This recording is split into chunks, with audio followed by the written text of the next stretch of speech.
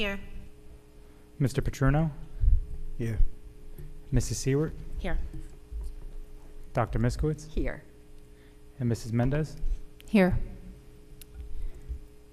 I'll draw your attention to the, but won't read in full, Sunshine Law, statement of videotaping of public portion of Board of Education meetings, public comments, statement, and the no smoking or vaping on school grounds. Please stand for the Pledge of Allegiance.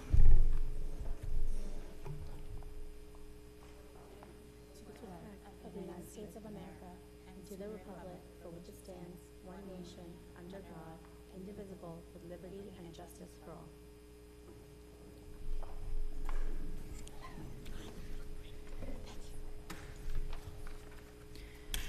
Executive Session Resolution. Be it resolved that in accordance with the provisions of the Open Public Meetings Act, the Marlboro Township Board of Education shall conduct a closed executive session pursuant to the personnel and legal exceptions prescribed by NJSA 10-4-12 for the purpose of discussing matters of attorney-client privilege and discussion with YMCA representatives. It is anticipated that the length of time of this executive session will be 60 minutes and that action will not be taken in public after the executive session. Be it further resolved that the minutes of the executive session will be released when the need for confidentiality in accordance with NJSA 10-4-12 no longer applies. All in favor? Any opposed? Discussion? Okay. We'll move to executive.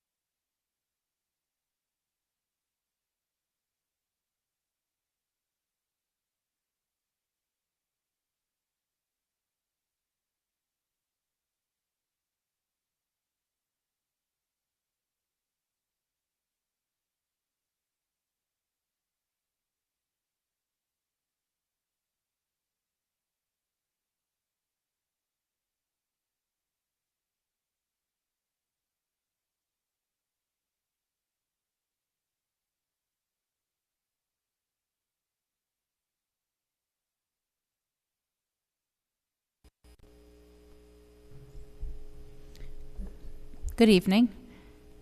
We started the meeting at 6, and we went into executive session, and now we will move to roll call. Sure. Mrs. Bellomo, Here. Mrs. Gandhi, Here. Mr. Hyatt, Here. Mr. Lolansky, Here. Mrs. McCormack, Here. Dr. Miskowitz, Here. Mr. Petruno, Here. Mrs. Seward, Yeah. and Mrs. Mendez. Here.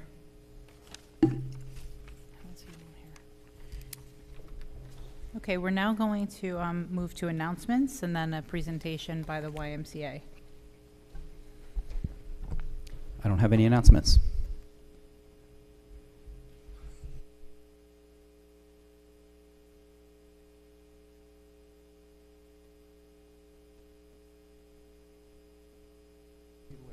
All right. We're going to now move to the YMCA, and then we'll open it to public comments so that you can ask your questions, and the YMCA will be in the room, so you can ask your questions also to them, and then there will be a meet and greet right after they present. If anybody wants to spend some time with them, we'll tell you where that is. So I'll turn it over to Mrs. Stacy Listella from the YMCA. Thank you. Thank you for having us tonight. As she said, I am Stacy Listella. I'm the Vice President of Child Achievement Branch for the YMCA of Greater Monmouth County. And we are excited to offer your before and after school program this coming school year. You can go to the next slide. I don't have a clicker, right? Okay, that's me, out at camp. And then I have with me here Lisa Johnson, who is our branch business manager. She's on the next slide. She's who, if you are a parent, you will speak to more than you will speak to me. As our branch business manager, she handles all things registrations and works with me and is my right-hand person on a daily basis to make sure that our programs are running successful and we answer all of your questions and make sure you're registered appropriately and you're ready for the new school year and set everybody up to be successful. So registration has begun. We have 145 students registered so far from the district in all of the 6 elementary schools that you have here in the district. Some parents had some questions about registration, so we wanted to come back tonight and share our registration process. Registration is online, and you can go to the next slide. So it is online. And you're going to go to our website, which is the YMCA of Greater Monmouth County, as you see up there, /childcare. As you know, YMCAs have lots of programs, but you will be looking for childcare when you're ready to select Y Kids before and after care. So our program is called Y Kids, and you could register for before care, after care, or both, or drop-ins. You're then going to go to click Register Now, which is that blue box. And this is exactly what you're going to see when you go to our site. You're going to read the registration notes, and because we are in 15 different districts throughout Monmouth County, you're going to select and click on Marlboro. Once you click on Marlboro, right below that is the yellow box, and it lists all of your elementary schools. So you will then select the school that your child is in and select your location. Once you're there in your location, over to the right, it says Marlboro Before and After Care. You're going to select what your needs are. And the next slide shows our offerings. So you could sign up for 1 or 2 days a week, 3 days a week, 4 days a week, or 5 days a week. You could do AM only, you could do PM only, you could do AM and PM, and then we also have drop-in. And as you can see down at the bottom, we offer a drop-in rate of $20 is available for each participant. So when we say active participant, in order for you to drop in, we want to make sure that we have as much information as possible on the students in the district that we are going to serve and that are going to be in our care. It's extremely important that every child is registered, and that's that non-refundable registration fee of $55 for each student. With that, your student also gets a youth membership to any one of our branches here in Monmouth County. So keep that in mind, that $55 is not just a registration fee, but it is also a youth membership fee that you can take your child in to any of our branches throughout Monmouth County. That's Freehold, Old Bridge, or Red Bank. So typically, if you register for the month, whatever your option is, it is drafted on the first of every month.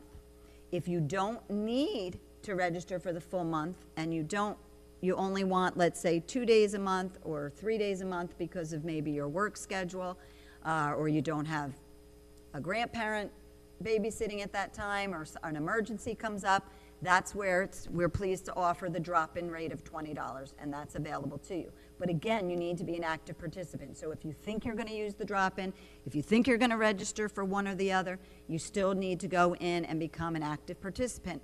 Because if you're dropping in and your child has medical issue or medical concern, we need to know about that before your child gets to my staff.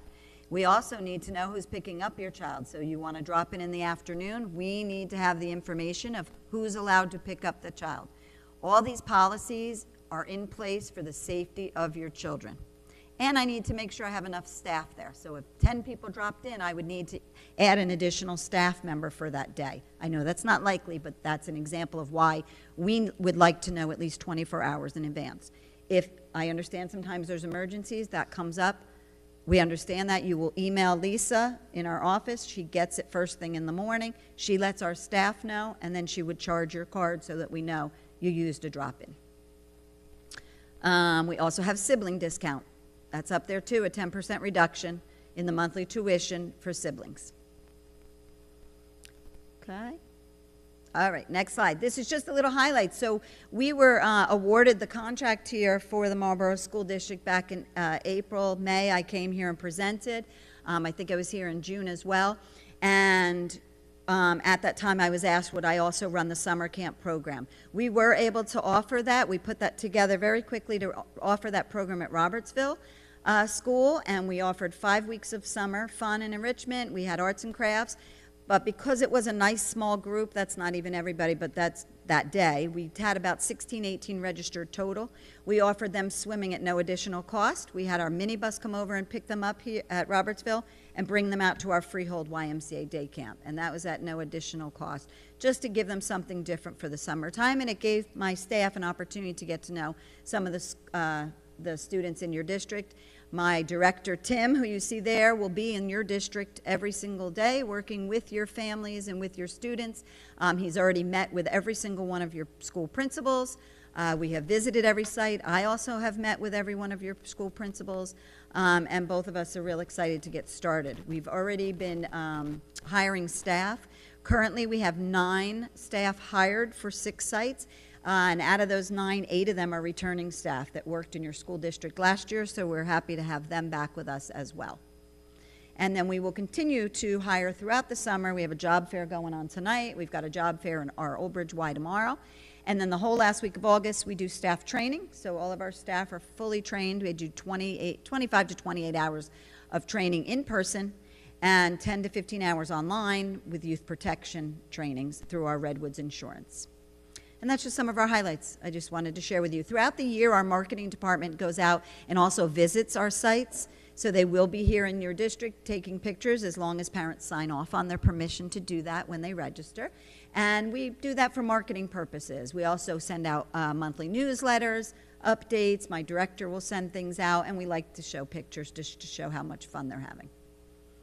And that is everything. That's just a reminder about one of your benefits, getting a free youth membership if you are registered at our after-school program. It also gives you a discount to go to our Schools Out camp, which is basically vacation camp. So when school's closed, the Y is still open. Winter break, spring break, other assorted holidays, teachers' convention, things like that. So if parents still need that, and if you want to join as a family, you can upgrade your membership to a family membership, from the youth to a family membership. Okay. Any questions from the board at this time? I just wanted to ask 2 things, well, to clarify for some things, some key points that you had raised. So thank you for the presentation. Sure. Appreciate you coming out and answering any questions we may have and our families may have, so thank you for that. The first thing is I just want to clarify that if there's a family who has, you know, a scenario where they don't use it 5 days a week, and maybe they're using it 2 days a week, and maybe they're coming for 2 weeks out of the month instead of the 4, you had mentioned the best option for them and the one that would be cost-effective will be the drop-in at the Correct. $20 a day. Correct. So they would go in and join. Again, they need to be an active participant, so we have all their information. And then you would decide if you need a drop-in. You would email Lisa, so she has it first. You will also have to let your school know, the school office, so that they don't send the child home on a bus, and make sure that the child is on our list to come to the program. And if they need to do that 2 days for the month, 4 days for the month, it's more cost-effective to do it that way. If it ends up becoming habitual, where you feel like, I am really going to need this 2 or 3 days a week, let's say the month of October, things change from September, then Lisa would assure you that it's better to probably sign up for the whole month, and it would be more economical. Great. So if families have questions of what would be more cost-effective, Yes. they could reach out to Mrs. Johnson, and you'll be able to answer those questions for them, right? Should I do drop-in versus signing up and paying monthly, right? That would be great. The other thing was, you had mentioned 145 families enrolled, which is really good. Yep. We have, I'm sorry, students, not Yes, families. that's okay. students.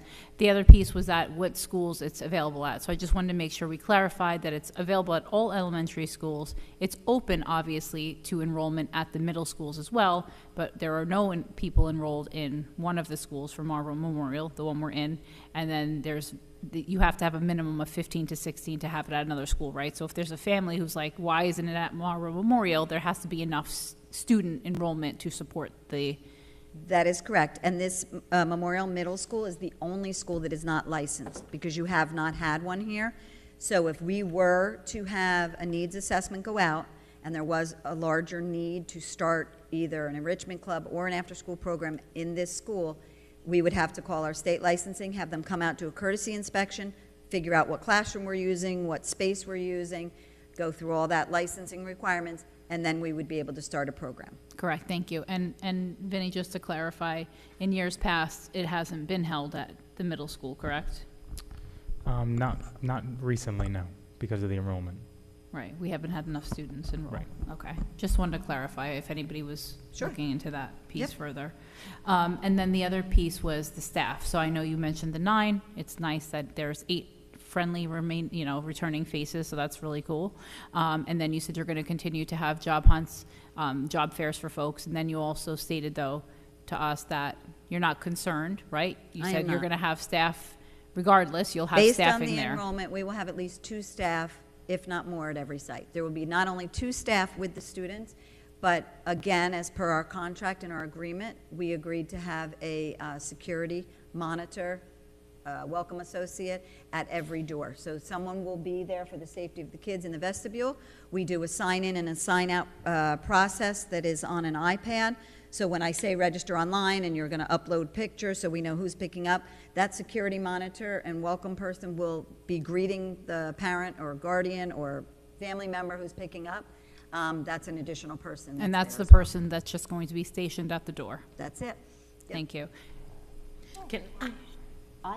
This is Yes. the Marlboro Middle School, but I'm the YS. Welcome. Sally, I have a question. Go ahead, please, Ashley.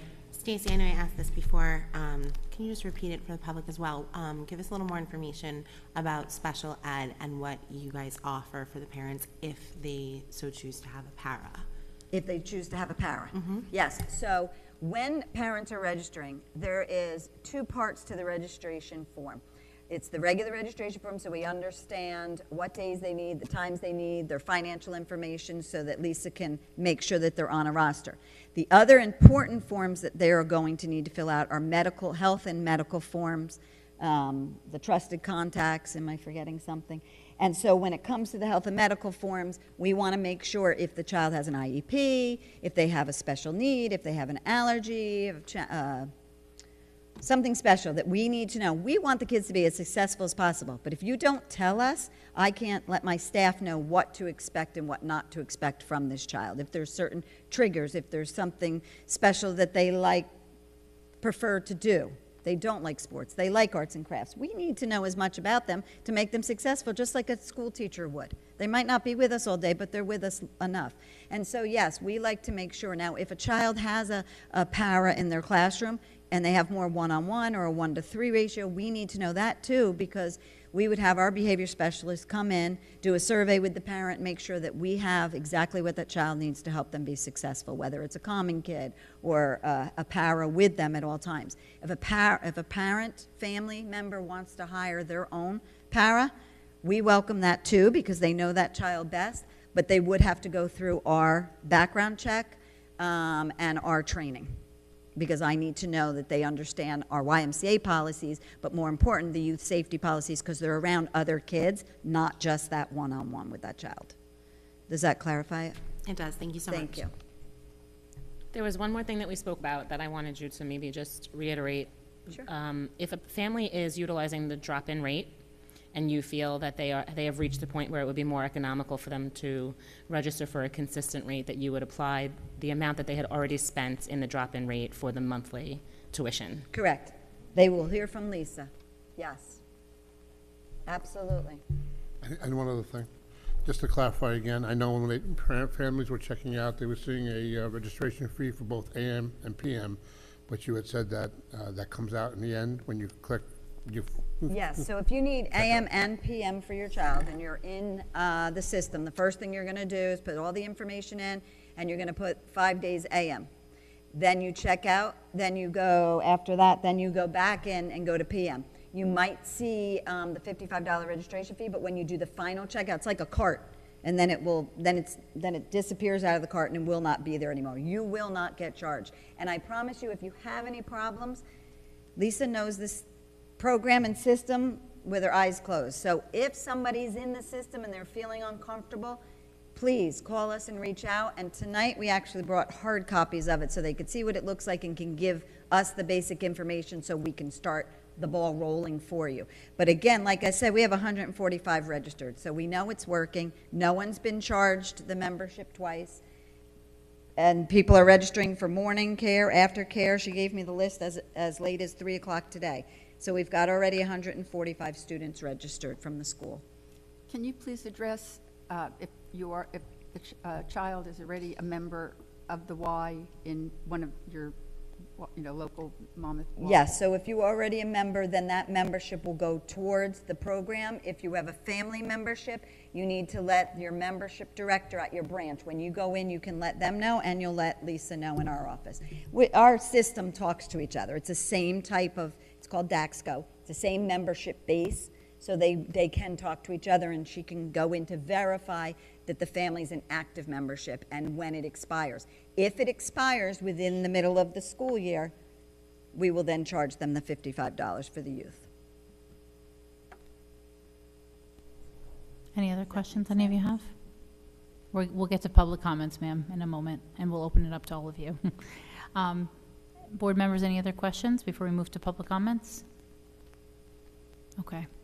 Thank you so much. Thank you. Should it stay here, or I'll have? No. Well, let me say one thing really quickly, and then we'll do that. Just for people that may have arrived, just within the last few minutes, we're going to open to public comments in a moment, which means you have 3 minutes where you can come up and you can ask the board any questions. But just so you know, after the public comments section, you could also move, and we'll take a 5-minute recess just for you to move, and we'll show you where there's a room on the side where the YMCA will be stationed for you with tables and chairs, and that's where your meet and greet will be. You could spend time with them. You can ask them your questions directly, privately, so you're not sitting here in a public forum if you don't feel comfortable with that. It's really up to you. So we just want you to know, in case you missed that part, I wanted you to know that that would be open to you. Okay, so we will now move to public comments. I have no one on any of the lists, but if anybody would like to speak, please just come up and state your name and your address.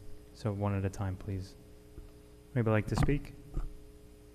Mr. Cohen?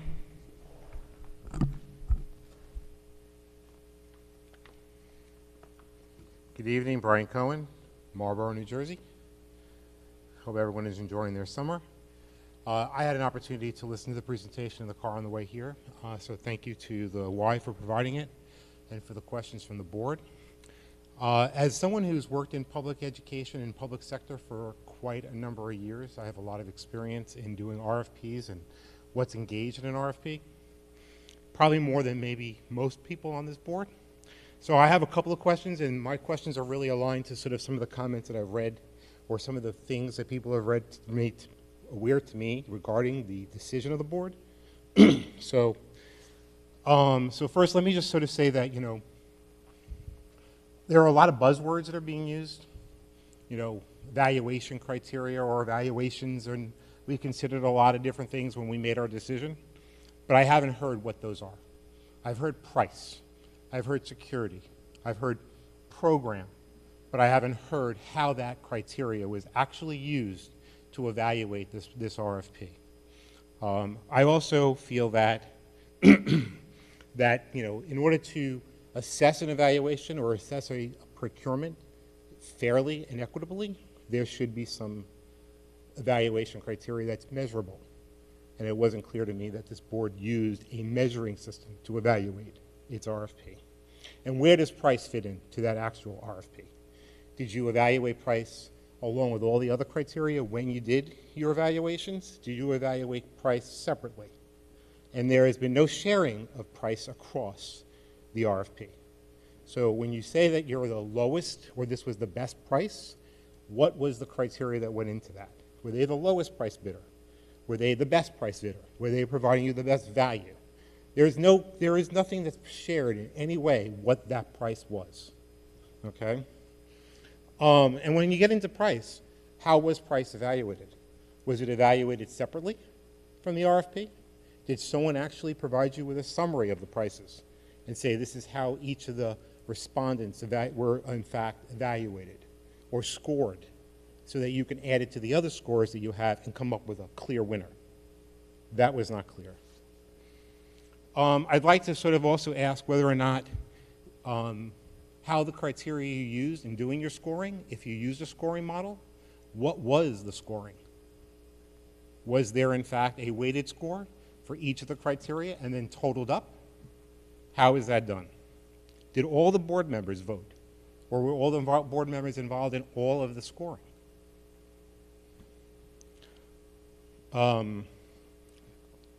I'd like to know whether or not there was any additional information that was provided either by the respondents or by the administration in supporting the evaluation of the criteria. Thank you.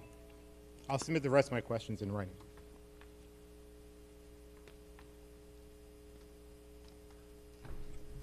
So, Mr. Cohen, thank you for your question. I was trying to write as you were doing that, so I'm probably not going to get to all of the things you asked. And any board members, obviously, you'll all chime in with whatever your criteria was. So for the RFP process in general, so for the community, that's typically when there's a contract that or some service that we're looking for. And in this case, to Mr. Cohen's question, was on aftercare and before care providers. The RFP means that the board had asked Mr. Caravello to kind of submit an RFP to look for different companies. And typically with an RFP, you have to have at least a few companies that kind of bid or submit their proposal to work. And we had a variety of those. And I don't have the whole list in front of me to name them all, but you can certainly ask that in your email, Mr. Cohen, and we can give you all of that information if you're interested. It is public information, so if anybody's interested, feel free to email us. I don't know it all off the top of my head because that was a while back, but we did meet with quite a few of them. They came here, they met with the board in executive session. We asked a variety of questions. They presented on the screen. There was no formal scoring, though, Mr. Cohen, just so you know, so that's not the model that I guess has been done here. Is that something that you all do? Any with like actual rubric of numbers? So when we evaluate the RFPs, we look at what's in the RFP specifications, and that's how we evaluate when we are in our interviews together. Right. And there's you're not looking at a number, though, like a 1, a 2, a 5. Price is specifically stipulated in the RFPs, Right, but again, that's not the only weighted factor. That's 100%. There are a bunch of items that are given to administration where when we put the RFP together, we put out, and then we evaluate when they come in for the interviews. That's what we did this time, and that's what we did the previous time too, last year. Before that, there is no RFP on record for any before or aftercare service here, so this was the first RFP we ever did for before and aftercare. Yeah. And so for that, there was a variety of things that came into play. I know we've said to you, Mr. Cohen, you asked about pricing, and so I'll start with the one that you said we talked about before. So I don't have all of the numbers off the top of my head. I definitely wouldn't remember all of that, but pricing is just one of the factors. And so it's not only is it the cheapest option, it's what is affordable, and there's a variety of other things that come into play when we talk about affordable. Safety measures, the programs in place, staffing model, a variety of things. When you email us, we can give you some more information, but I'm just giving you kind of what we talked about in the meeting. We asked a variety of questions, so there were questions that we asked. Then we can ask additional questions based on their responses. And then we kind of, all sit down collectively and come to a decision. I'm just giving the high level of what the process looks like. When you email us, we can give you more of that information. And then the board has a discussion. Your other question that I made sure I captured was, you asked, did all the board members, I think you said, vote on this or whatever it might be? And so, yeah, so I can't remember the exact date of when that was happening, but I think that 8 of the 9 board members were there for that selection process. I wasn't. I was the 9th that was missing. I couldn't make it to the April 30th meeting, but I would have voted the same way the board did. Right. So Annette wasn't at the meeting, but everybody else was there. And so they participated in the conversation, they asked questions, and then we all came out and voted yes to land on the YMCA. That's kind of the higher level. Mr. Cohen, I'm sure you'll submit your questions in an email to us. We'll be able to give you a deeper dive into what you're looking for. Yes, you can ask one more. Just come to the microphone so the community can hear you. You have one follow-up question. Just a follow-up to what Mr. Caravello said. Yeah. When you said that the RFP was evaluated or weighted, there was a weighted criteria. I'm not going to ask what the weighted criteria is now. I'll ask that in my follow-up. But when you said there was a weighted criteria, who evaluated the RFP first? If it wasn't it the board evaluating the responses? I collectively evaluate the responses and then share all of them with the board, and then we come to a discussion of who we are selecting for an interview. So you score all the evaluations first, No, then that's share not what the I said. evaluations? Nope, that's not what I said. Okay, just so I'm clear. Yeah, and so when you send, so there's not really back and forth. So when you send your email, we'll make sure that we detail out to you. Okay, thank you. Thank you. Any other public comments? Okay. So motion to close public comments. All in favor? I have a second. Any opposed? No? Any discussion? Okay. We are going to move to close public comments. We will walk the families that are here to meet the YMCA. We'll break for 5 minutes, and then we'll walk to show you where you're going to be positioned. It's just outside this door, and then we'll come back in 5 minutes.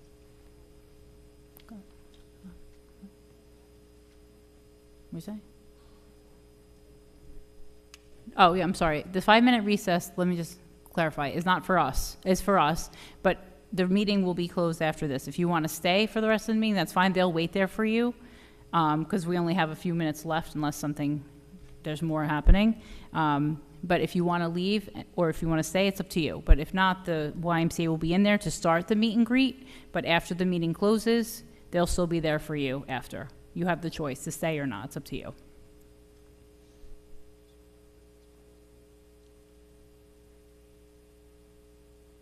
All right, we'll walk you over. We'll reconvene in 5 minutes. Thank you.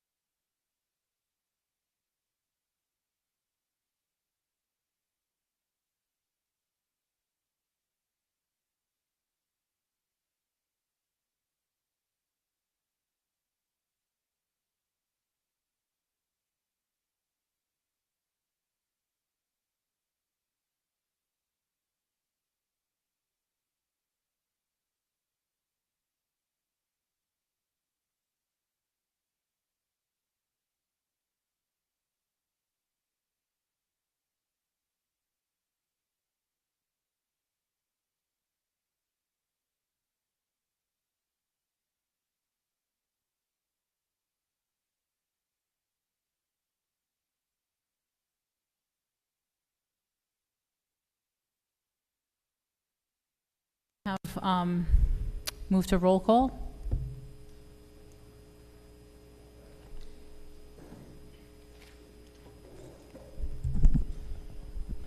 Mrs. Baloma?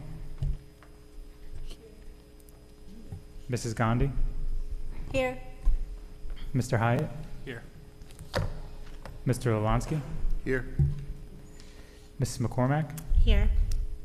Dr. Miskowitz? Here. Mr. Petruno? Here. Mrs. Seward? Here. And Mrs. Mendez? Here. Okay, we're going to move to communication. So meeting dates, Michael? Just want to read them. Sure. Following meeting dates are Tuesday, August 20th, 2024, regular meeting. Thank you. Okay, any old business?